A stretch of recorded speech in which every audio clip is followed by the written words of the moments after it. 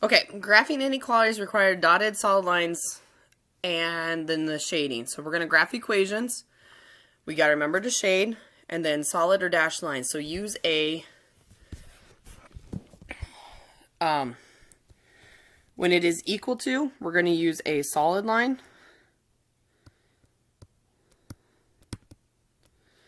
And we're going to use a dashed line when the inequality is greater than or less than. This says less than or greater than, I apologize. Either pick a point to shade or you may get y alone to decide where to shade. Whenever I have equations written in standard form, I choose to do x, y intercepts. So when I do that, I will plug in 0 for y, divide by -2. Don't worry about the sign. That doesn't matter when we're dividing by negative here. Y equals -2. So one point is 0, -2.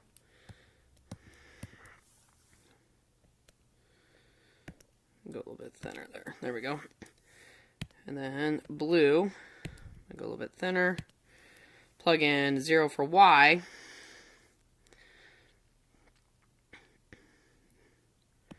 X minus 2 times 0 is less than 4, so x is less than 4, so my point is just 4. Remember, this is just an equal sign. It doesn't matter right now. And we're just solving for the equation to get the point. So I have 4, 0. So at 4, 0, x-intercept, y is at -2. This is a less than, so this is a dashed line. So I'm going to use a green dash line. And then what I do is, in order to figure out which point I have, I always test 0, 0. So what I do is I plug in 0 minus 2 times 0 is less than 4. 0 is less than 4. This is true, so I shade on this side. If it was false, you would shade on the other side, because this side I tested this point here. I tested 0, 0. If it's true, you shade there. If it's false, it's not a true statement when you plug it back in, shade the other side. I don't do the rule. If you do the rule, that's the Venn rule I was kind of talking about yesterday, that goes variable, inequality, number, and then it tells you to shade either above or below the line, but I don't do that. I always test a point because I'm really bad at getting that correct. So number 2, I'm going to do this again. I'm going to plug in 0 for x, and I'm going to get a y value. So 2 times 0 plus 3y is less than or equal to 3. 3y less than or equal to 3. Divide by 3. Y is less than or equal to 1, so this is a 1. Blue, I'm going to do my x-intercept. So I'm going to plug in 0 for y. So 2x plus 3 times 0 is less than or equal to 3. 2x is less than or equal to 3. Divide by 2.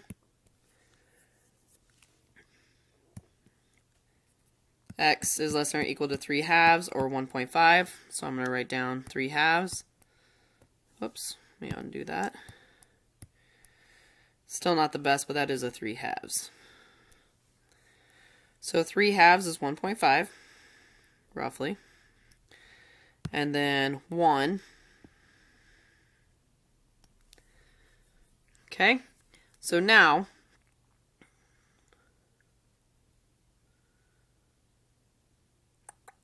pink, or green. I had green. I apologize. So this is a equal to, so this is a solid line. As best I can draw it. I don't cross 0, and you need to cover your whole graph. Let me try that again here. Just undo that. You need to, whoops, undo. Erase happy. You need to draw a line for the whole graph. Remember, it's solid, and then I can pick 0, 0 as my point. Please be a little bit more accurate with your drawing. I should have zoomed in and drawn more straight, or use my ruler, which you can see here. But due to time and craziness, I'm not doing that. So I'm going to plug in 0, 0 to see if it works. So 2 times 0 plus 3 times 0. My pen's not wanting to work. I think my battery's dying. 0 is less than or equal to 3. That's a true statement. So then I shade everything here. One way you can shade if you don't want to shade is you can just draw arrows on the side that you want to shade on. And I'm okay with that. Just make sure you have a straight solid line. The rest of your homework is going to be the 4 questions on this page. And that's going to be your actual homework practice for Go Formative, where I'm going to be looking at what your XY intercepts. So I'll ask you questions what your XY intercepts are. And then I will ask you to graph the equation.